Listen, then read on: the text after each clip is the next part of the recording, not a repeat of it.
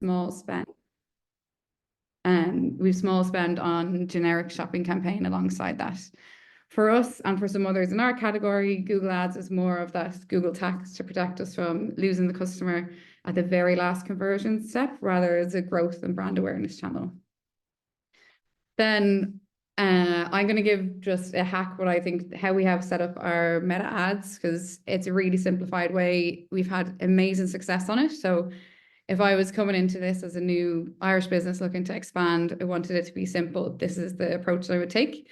So apologies, it's a lot of text on screen, but hopefully it does help some people here. So our successes come from leaning into Meta's new-ish AI tools. They're probably around 2 or 3 years.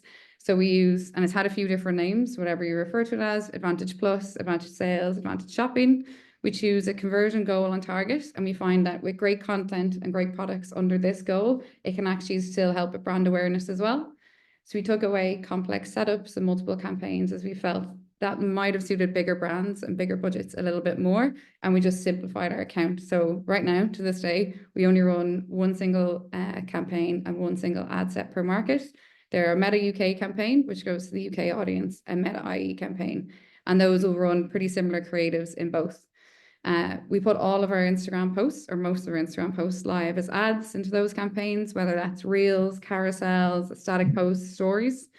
And we let the Meta algorithm or the Meta AI decide who to target, which creative to push more spend to, rather than giving it strict rules, strict audiences, and strict placements, which is what we used to do. We let it go very broad, and then that lets the creative do the targeting. It's by no means perfect, because we've struggled with how do we target men and women within the same campaign, how do you run male content, but the results for us have been outstanding, especially in the UK as a growth market. So we monitor results and KPIs each day for performance and can make quick changes on that as well. So spend, sessions, conversion rate, return on ad spend from each ad. We use Triple Whale for that, which I'll talk about in a second. Our thumb stop ratio, so what percentage of people stop scrolling to watch the ad, a cost per new customer, a number of new customers. And what has been really, really important for us as an Irish brand trying to grow in the UK is making sure where possible we split out mainland Great Britain versus Northern Ireland, because we find a Northern Irish shopper acts very similar to a Republic of Ireland shopper, whereas mainland England, Scotland, Wales are quite different. And you want, as you're expanding into the UK, to make sure you are actually having growth outside of Northern Ireland. Then attribution. So I think this is always a huge headache of digital marketing. You'll have a lot of different sources of data giving you different answers, whether that's Google Analytics, Shopify, Ads Manager, and a constant debate for my first 5 years in Jimpers Coffee was, should we look at last click? Should we trust Ads Manager and their return on ad spend? We've done a lot of research and decided to go with the Triple Whale platform as a source of truth for attribution in September 2023, and we really haven't looked back since. I live on this, I'm on it every single day. So what Triple Whale does is it helps show us what creatives performing best, what's driving the most return on ad spend, what's driving the highest number of new customers. It brings together all of our Shopify data and our Meta Ads data in a really easily digestible platform, which is, I think, important. Triple Whale is now understood at all levels of business. So our finance team are obsessed with it, our COO, CMO, and it just allows us to make a really quick and confident decision on ads and creative and recognize when we have the power to push spend further and push something a little bit more.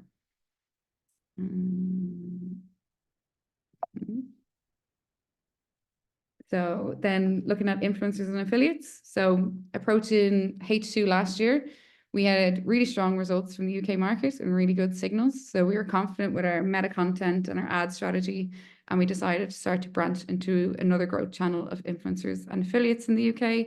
Again, this leaned into where our core demographics spend most of their time, and us utilizing Instagram influencers and affiliates made the most sense with that.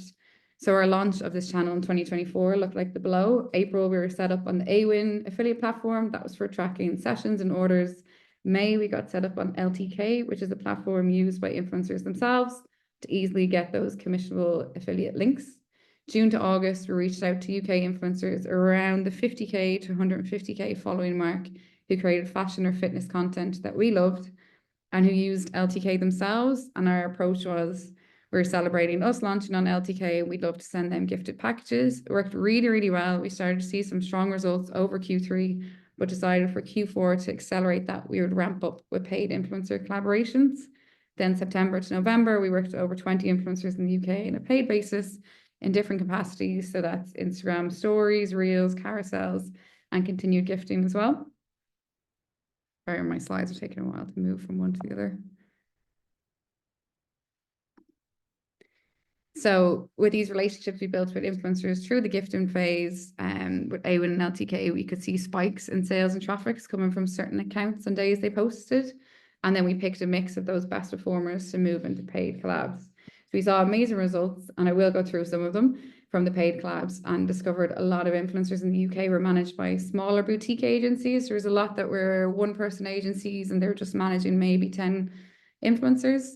And that worked really well in our favor, because we kind of proved to the influencer and their agent that we'll go from gifting to paid collabs. So then we found agents were really keen to get more of their talent gifted, and then had a great ripple effect of more and more influencers starting to approach us, wanting to work with us, wanting to get gifted. We had one particular Instagram collaboration lead to around 400 new customer orders within one day alone in October 2024. And my favorite fact of all this is that we have never had our UK warehouse, because we use Blackwood in the UK, panic over us going above forecast. This is the only time they ever panicked about too many orders coming in, which was a great little thing for us to do, or to have. What we started doing, it was actually after a Meta conference that we'd attended, we started tracking a revenue per creative KPI, which led us to purchase ad usage rights of these collaborations, which we'd never done before. And it gave us the opportunity to push the creative collab as much for revenue as possible. So some of our collab ads ended up being our best performers across return on ad spend and new customer acquisition. And this allowed us to whitelist ads where they appear under the influencer's profile and not our business one. And it meant we could benefit from the trust that that person's already built up with their profile and the reputation that they have. What it also helped was working with UK influencers themselves. The English accent or the local accent really did help us with branching into the new market, and it does make a difference. Whereas we do some filming in-house here, but the Irish accent, it's funny, you can see the differences in return on ad spend in each market. You can wait for these to go. So these are the results. So during H1 2024 in the UK, only 1% of Gymples Coffee orders were attributed to influencers and creators. So far in 2025, we've increased that to 7.8% of all orders, which is quite a huge growth. Then when you look at Instagram accounts, it sits at 26.8% and Facebook sits at 12.9%. So in total, it brings Meta and influencer channels to approximately 47.8% of all orders this year in the UK. And then November 2024 was our first ever £1 million online month through the UK online. And year to date, our UK online sales for Gymples Coffee are up 95% versus last year, from a full continuation of the strategy we took last year. So it's a really, really good time, something that's worked really, really well for us. Then when it comes to our own content, which is funny because it's already been mentioned, but we have really found that lo-fi content works better both organically and on paid. Content that looks like what creators themselves might have posted versus that hi-fi, the TV ad style content, the high fashion, the Photoshop graphics has worked way better for us. So what we do on photo shoots is we send 2 members of the marketing team to photo shoots to capture phone content for socials with the models. And when we're selecting models, we try pick people who themselves might be creators too, so we know they're really comfortable with social content capture as well. Then post-shoot, we work with a larger group of UGC creators that we've discovered ourselves to catch missing content or to quickly turn around reels and images for products or trends. We don't have an in-house creator currently, but we do, a lot of our teams upskill to capture content and edit content to quickly push out. But some of our most successful ads have actually been the non-model content the team has gotten. The example to the left, which I will play again. This was actually our highest spending and best performing ad of all 2024 in boat markets, which is insane because it's just a scroll along a rail. It did have a trending sound over it, but it's performed really, really well. And that was taken by me on a shoot. It wasn't properly planned, and we posted it kind of randomly one day and ended up being our best performer. So I would say the more content, the better. Content is king. Then looking at some of our KPIs. So this is what we monitor ourselves on when we're looking at paid channels, Meta in particular. Like I said, it's 95% of our spend. We always look at costs for acquiring a new customer, especially in the UK, and then to get first order profitable. So for us, that's a goal of below €20. And we would include influencer spend in that sometimes. But even with influencer spend at the moment, it's coming in at about €14 for us. So we know we've a slightly higher AOV. So it means that we can come out profitable. Then return on ad spend. So we use a triple whale platform for accurate return on ad spend. In Ireland, we aim for a 4.5. In UK, we aim for a 4. At the moment, UK is outperforming Ireland for return on ad spend, which is doing amazing. And then influencers, we aim to give 10 to 20 in the UK each month with 70% placements. That's 70% of them actually talking about us. And then 2 UK paid collabs per month as well. Then for growing our UGC affiliate pool, we onboard 5 to 10 new UGC creators per month and monitor revenue per creative. And we look for a return on investment of that for at least 10 to 1. So that's if we've paid €100 for a piece of creative, we're trying to make sure that returns at least €1,000.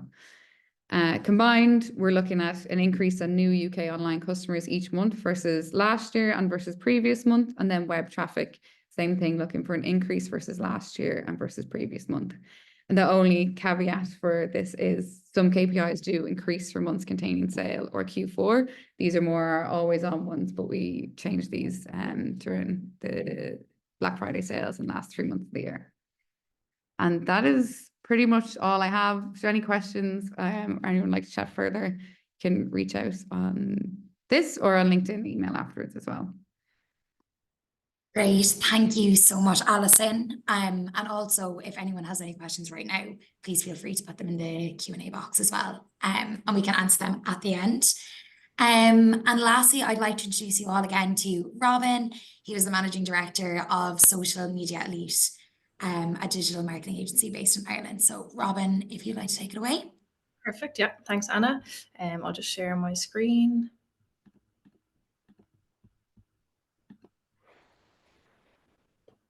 Can you see that? Yeah, can see it now. So yeah, firstly, I'd just like to introduce Social Media Elite and myself. So Social Media Elite, we are a performance marketing agency. So we help brands grow through kind of multi-channel strategies focused on awareness, conversions, and also customer nurturing. We're trusted by some of the top brands in Ireland and as well as in the UK. And we really pride ourselves on kind of building that long-term relationship with our clients. We've recently also just launched Viro Studios, which is a content creation agency. So dedicated to creating content around video, UGC, and design as well. So yeah, just a little bit about myself. I've been working with Social Media Elite for 8 years now. So really growing with the business. We've grown with a lot of our clients that we've been working with long term, and also with the Meta platform as well. I think, as the guys mentioned, there's so many changes constantly with the platform that you really have to keep up and I suppose evolve with it to get the best kind of results for your brand.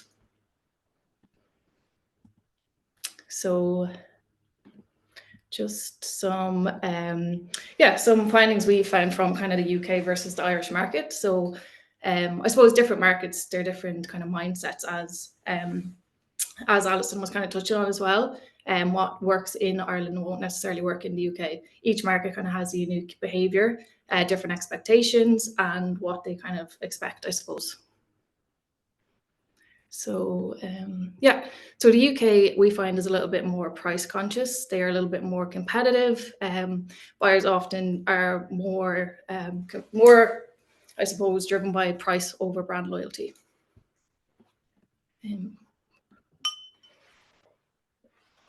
So the UK market is kind of heavily saturated, so there's a lot more competition out there, requires sharper kind of messaging and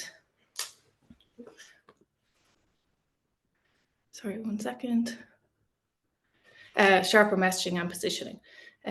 So Ireland are kind of, we find, a little bit more driven by brand loyalty, kind of that community, that shop local, shop Irish kind of aspect to it. So we kind of would recommend is not kind of just copying and pasting your campaigns. They need more like tailored strategies. You need to adapt your creative, you need to adapt your messaging, and your targeting to kind of fit the market dynamics.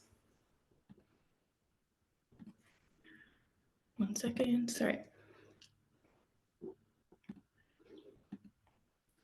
So what we would say to brands that we're kind of trying to start to work with in launching in the UK is to really start with realistic expectations. So, you know, awareness is a process. You have to kind of invest time and financially into it as well. It's not just kind of an overnight win.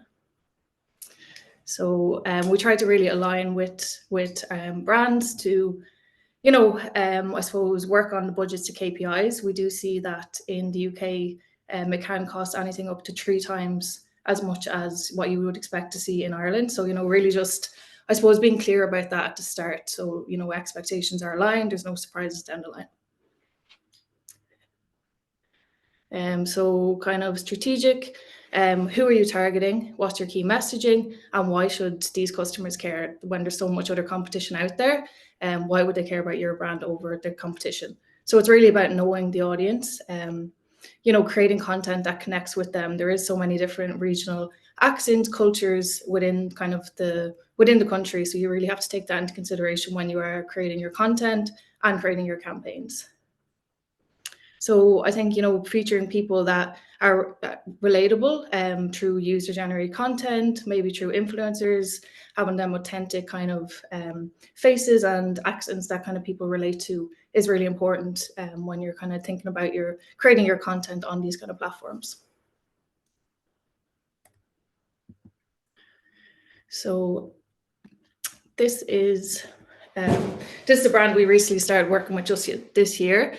But they were trying to tap into that UK market in 2024. So we kind of did an audit of their account just to kind of see what kind of figures they were getting in Ireland versus UK. How can we really help them refine their strategy to kind of grow that market a lot more? So you can see here in the UK, the cost per view was about 48% higher than in the UK than in Ireland when you take in kind of the exchange rate and that kind of thing. Cost per conversion was 3 times as high as we kind of expected from other brands as well. So you can kind of see that it does take that kind of more, I suppose it takes a lot more investment financially. So we analysed some of the top performing ads in Ireland versus UK. So in Ireland, it was a lot more that educational, product carousels, more, I suppose, more informative content. They were kind of more aware of the brand at that stage. And in the UK, it was a lot more kind of discount heavy, bundles, sale offerings, all that kind of thing. So it's important to kind of see what the users are engaging with and what's kind of converting them in the ads on Meta. So after kind of analysing their account and auditing it, we decided to work with them kind of on really building up their content. So with user-generated content, so, you know, featuring a lot of UK accents, more UK faces, building up brand awareness through video view campaigns as well. So really taking a step back to kind of building the audiences rather than just going straight out for conversions. So yeah, we're testing a lot of new creatives. We're conducting deep analysis of their content, their audiences, why they're buying, and creating ads that really align with kind of the audience and through UGC carousels, all that kind of stuff as well. So really just taking a step back and going out there with content that relates to the audience that they're trying to sell to. So yeah, that's kind of all I have for now. So if you have any questions, I know there's a Q&A coming up. Great. Thank you very much, Robin. That was great. And we have loads of questions being sent in for everyone. So we might just kick off so we can get through as many questions as possible. So I am actually going to